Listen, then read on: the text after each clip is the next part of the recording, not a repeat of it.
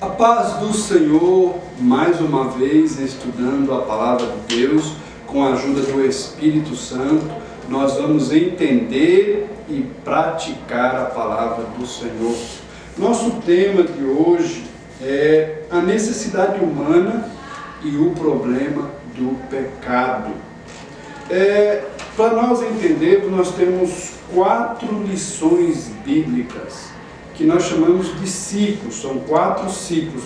Vamos começar o primeiro ciclo. E esse primeiro ciclo vai tratar conhecendo Jesus e o seu reino. Então é interessante você atentar para isso, a necessidade humana e o problema do pecado, a primeira lição. Como nós entendemos a queda do homem, a criação do homem, a redenção do homem, como nós vamos entender isso? Tem um texto básico para entendermos. Toda vez que você entrar no assunto de pecado, queda, a origem do pecado, a criação do homem, você vai se lembrar desse texto bíblico. E é importante você guardar no seu coração isso. Anote até na sua Bíblia, para você, quando passar por esse texto, folheando a Bíblia em algum momento, você vai se lembrar desse tema. Está no livro de Romanos, capítulo 3, versículos de 9 a 11, Romanos, capítulo 5, versículos de 12 a 14. Vamos ler. Pois que somos nós mais excelentes? De maneira nenhuma, pois já dantes demonstramos que tanto judeus como gregos, todos estão debaixo do pecado. Como está escrito, não há um justo sequer. Não há ninguém que entenda, não há ninguém que busque a Deus. Romanos 5. Pelo que, como por um homem entrou o pecado no mundo, e pelo pecado a morte, assim também a morte passou a todos os homens, por isso que todos pecaram. Porque até a lei estava o pecado no mundo, mas o pecado não é imputado não havendo lei. No entanto, a morte reinou desde Adão até Moisés, até sobre aqueles que não pecaram, a semelhança da transgressão de Adão, o qual é a figura daquele que havia de vir. Muito bem. Como nós entendemos o pecado, a sua origem, como é que nós entendemos a redenção de Deus e como é que nós entendemos a sua queda? Simples. Deus, no jardim do Éden, criou todas as coisas. Ele ali criou a natureza, criou o firmamento, os céus, os seus luminares, criou a terra, criou as águas e todos os seres viventes. Ele deu vida a cada um e criou o homem, formou o homem. A Bíblia diz que ele soprou no seu nariz e deu vida ao homem. Depois ele deu uma responsabilidade ao homem. Olha, você vai tomar conta deste jardim, você vai administrar esse jardim. Depois ele viu o homem só e formou da costela dele, ele formou a mulher.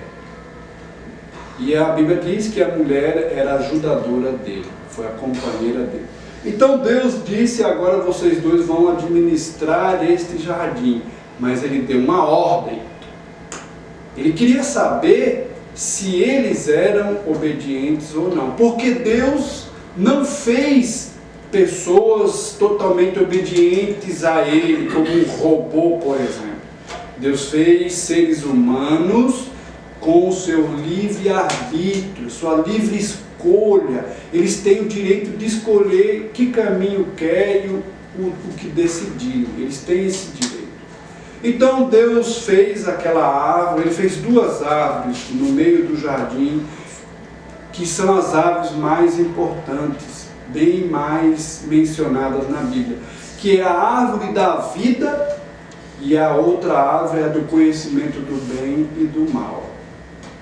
Então Deus apontou para a árvore do conhecimento do bem e do mal e disse: daquela árvore, daquele fruto vocês não comerão. Enfim, Satanás, na serpente, foi lá e ludibriou, enganou, e terminaram os dois desobedecendo a Deus e comendo daquele fruto. Então imediatamente Deus os expulsou do jardim, mandou eles embora, porque também no meio do jardim existia a árvore da vida. De repente poderiam comer o fruto da árvore da vida e não mais morrer, ser vivos eternamente. Então Deus imediatamente os expulsou do jardim, para eles não terem mais acesso ao paraíso, não ter mais acesso à comunhão que eles tinham com Deus, a comunhão íntima que eles tinham. A Bíblia diz que Deus visitava os dois ao entardecer, e ali havia conversas, eles se conversavam e tinham uma amizade muito profunda. Aí nesse ponto é que originou o pecado, a desobediência a Deus. Então foram expulsos e perderam a comunhão com Deus. Mas Deus, na sua excelência, na sua inteligência, já preparou a redenção para eles, já começou a trabalhar a redenção para eles. E nesse momento é quando Deus apresenta para eles a forma deles se redimirem da sua queda, do seu pecado. Ele apresenta Jesus. Lá na frente nós vamos entender isso. Bom, o que houve com a origem do pecado? A humanidade começou a nascer e sentir no corpo a consequência da desobediência dos dois lá no Jardim do Éden. Começou a sofrer doenças, começaram a sofrer problemas na natureza, deformações, e a sociedade começou a pensar em si mesma, cada um pensando em si mesmo, e começou a divisão de poderes, um querendo ser mais do que o outro, a ganância e o sexo desenfreado. Tudo isso foi e é consequência do pecado. Então a sociedade ficou deformada, deturpada, tanto é que nós temos em nossa vida fugiu da memória, mas temos a genética, vamos dizer assim, de Adão. Nós temos dentro de nós a semente do pecado, é isso que eu quero dizer. Nós temos essa semente. Então quando a criança nasce, já tem ali dentro dela a semente do pecado, né? E quando ela atinge 7 anos de idade, ela já consegue entender o bem e o mal. E então a humanidade já nasce com o pecado. Por isso que o texto bíblico diz que todos pecaram. Descendentes de Adão carregam dentro de si a semente do pecado. Não há um justo sequer. E com a consequência deste pecado, a sociedade sofre, a humanidade sofre. Enfim, então Deus chega com uma solução para o homem, a redenção. E como é que nós conseguimos novamente ter essa comunhão com Deus? Através do seu Filho, Cristo, que veio do céu, se fez homem, e aí foi crucificado numa cruz, pagando a nossa dívida e abrindo acesso a Deus novamente, a comunhão com Deus. Então o único homem, Deus, que pode unir a humanidade a Deus é Cristo o Senhor. Ele é o caminho que pode redimir o homem a Deus novamente.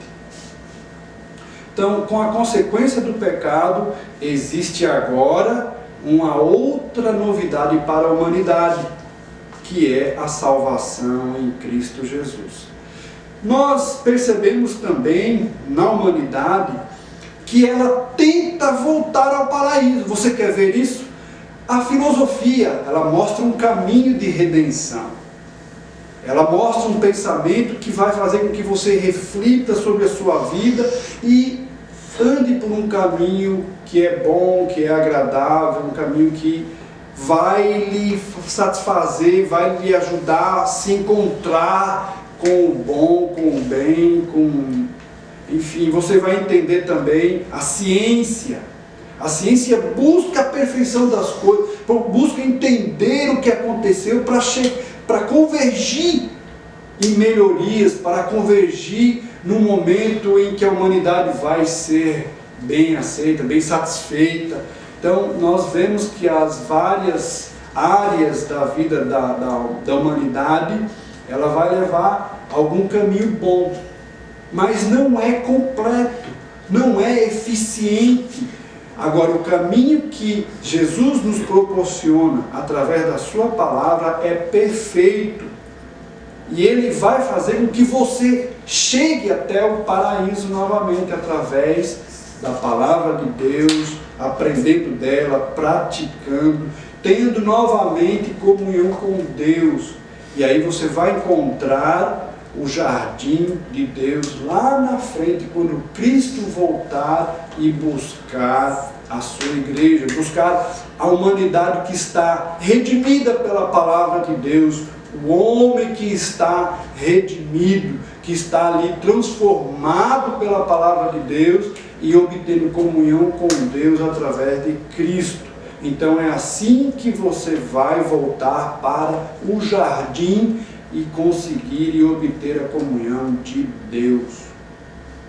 Espero que você entenda, medite no texto mencionado, que você possa, das próximas vezes, prestar atenção e aprender mais da palavra de Deus. Vamos orar. Querido Deus, nós te agradecemos por mais um estudo da tua palavra, que nós possamos, Senhor, em nosso estado pecaminoso, nos redimir contigo através da tua palavra, aprendendo e praticando ela, Senhor. Que tu possas, através de Cristo, nos levar até a tua presença, Senhor. Ter aquela comunhão que o homem tinha lá no jardim do Éden. A mesma comunhão nós desejamos, Senhor. Nos ajude a chegar até ti, até a tua presença, Senhor, aprovados por ti. A tua palavra, Senhor, tem sido a nossa luz, a luz no nosso caminho. Que nós possamos chegar até ti, Senhor. É o que nós desejamos. Desde já te agradecemos e te oramos em nome de Jesus.